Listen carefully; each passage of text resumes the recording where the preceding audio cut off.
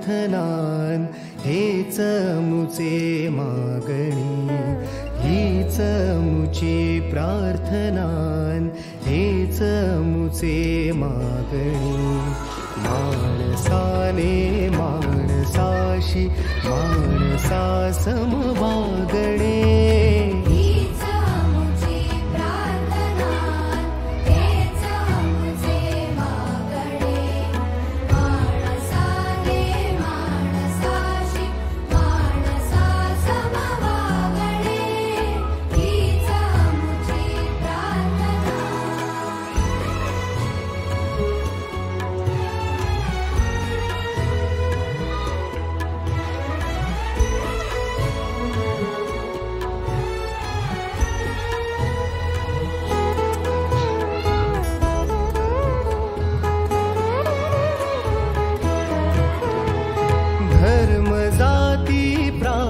भाषा वेश सारे संपुदे.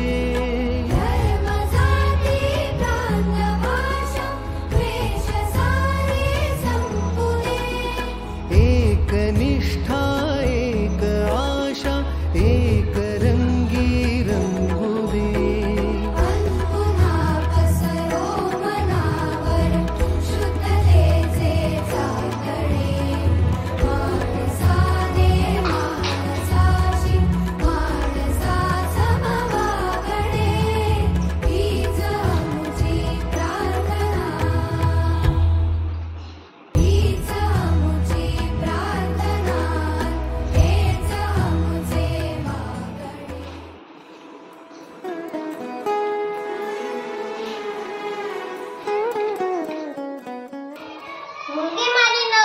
तिला डॉक्टर मुलगा पाहिजे आणि हो मुलाच्या नावावर शेती पाहिजे. मुलगी माझी सोन्याची, तिला इंजिनियर मुलगा पाहिजे आणि हो मुलाच्या नावावर बंगलाही पाहिजे. मुलगी माझी गुणाची, तिला वकिलाच मुलगा पाहिजे आणि हो मुलाच्या नावावर 4 चाकी देखील पाहिजे. मुलगी माझी लाखाची, तिला रुपवालाच मुलगा पाहिजे आणि हो तो जातीचाच पाहिजे. ऐका मंडळी, या जगात पोपट, चिमण्या, कावळे आणि कबूतर असे अनेक जीवजंतू जन्माला येतात, घरटी बांधतात, अंडी देतात आणि पिल्लूही जन्माला घालतात. एक दिवस मरतात आणि त्यांचे नावही निघत नाही. पण काय रे बाबा तू हे फुलं आम्हाला कशासाठी ऐकवतोस? कावळा, चिमणी यांच्यात आमचा काय संबंध? जन्माला तो येतो, तो एक दिवशी मरतो, त्यात काय एवढे? हा तर प्रश्न आहे सामान्य आणि असामान्य विचारांच्या आणि आचारांच्या. सामान्य माणूस घर कुटुंबापलीकडे जात नाही आणि असामान्य माणूस घर कुटुंबापलीकडे पाहिल्याशिवाय राहत नाही. अरे बाबा तू असे कोड्यात नको बोलू, तुझे डोक्यावरून जात आहे. आम्ही सामान्य माणसे जरा समजायच्या भाषेत सांगतील का? आपल्या मुलीसाठी डॉक्टर, वकील, इंजिनियर मुलगा यात गैर काय नाही. जगातील सर्वात रूपवान धनवान मुलगाच आपल्या मुलीला मिळवा याची गैर नाही. पैसा, संपत्ती आणि नोकरी या गोष्टी पाहून ज्याची निवड होणार असेल तर आपल्याला आईला 80 विटांची लस टोचावी लागेल. कोण आईला आई? कोणत्या विचारांची लस? आपल्याला आईला 80 विटांची लस टोचण्यासाठी आईला आईच्या दरबारात जावे लागेल. चला माझ्या मागे. माणसाने माणसाशी माणसा समवागणे,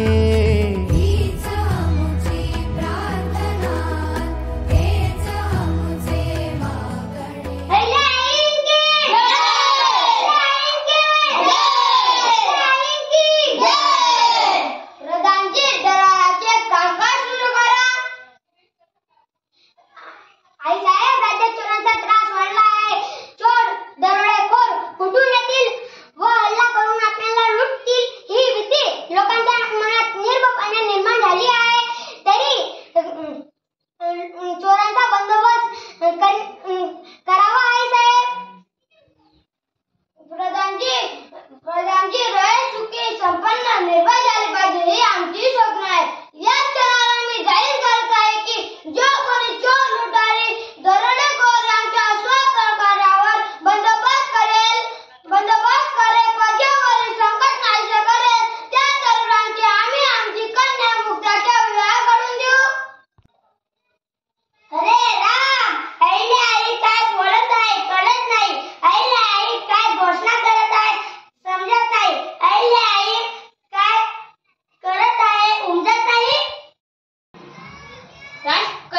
लग्न कोणत्याही सामान्य तरुणापाशी होणार.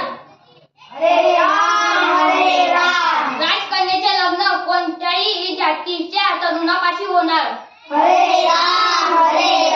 राजकन्याचे लग्न कोणत्याही रंगाच्या व धर्माच्या तरुणापाशी होणार.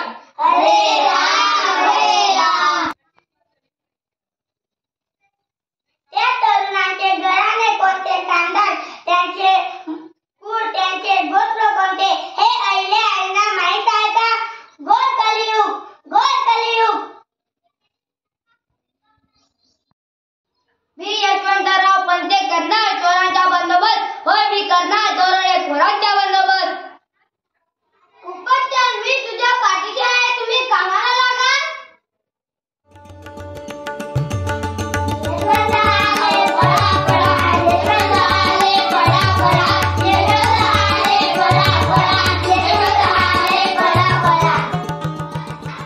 आई साहेब, मी माझ्या पराक्रमाने चोरांचा बंदोबस्त केलाय. राज्यात शांतता, रयत निर्भय आहे. यशवंतराव, तुमच्या पराक्रमाचा आम्हाला शांत अभिमान आहे, गर्व आहे. मी शब्द दिल्याप्रमाणे तुम्हाला जावई करण्यास तयार आहे. प्रधानजी, मुक्ताचा विवाह यशवंतरावाशी लावा. आमचा आशीर्वाद सदैव तुमच्या पाठीशी राहील.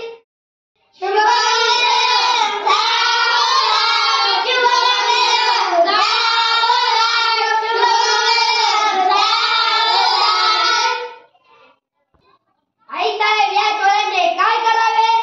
काय रे, चांगले धट्टे कट्टे दिसतात, तरी चोरी लुटमार का करतात? हाताला काम नाही, 2 वेळेची भाकरी मिळत नाही. परिस्थिती गरिबाची आहे, चोरीशिवाय पर्याय नाही. मी चोरी केली नाही, दाखल टाकलं नाही, लुटमार केली नाही, तर त्याचे बाळ उपाशीच मरतील. ठीक आहे, माणूस वाईट नसतो, परिस्थिती त्याला वाईट मार्गावर आणून सोडते. प्रधानजी, त्यांना काही खायला द्या, कपडे लत्ते द्या व आजपासून कामावर रुजू घ्या.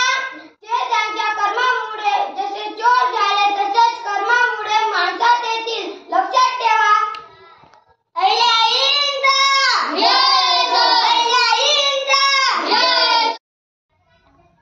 तर मित्रांनो, असे होते अहिले.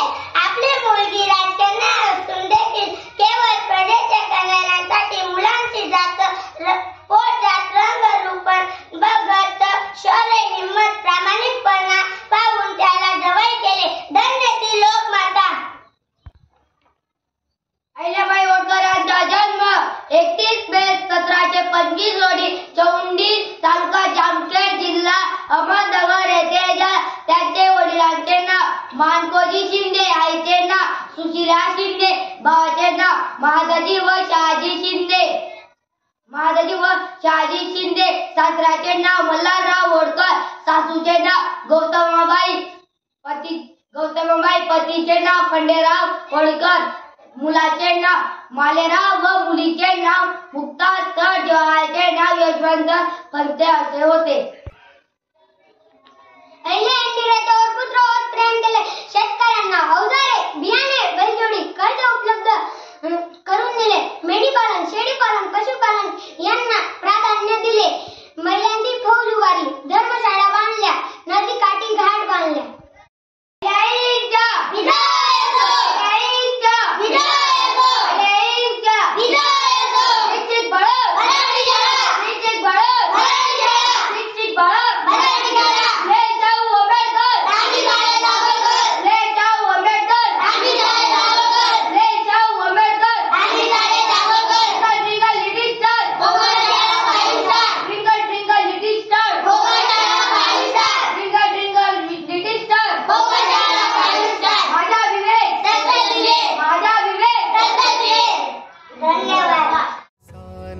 माणसाशी माणसा सम वागणे.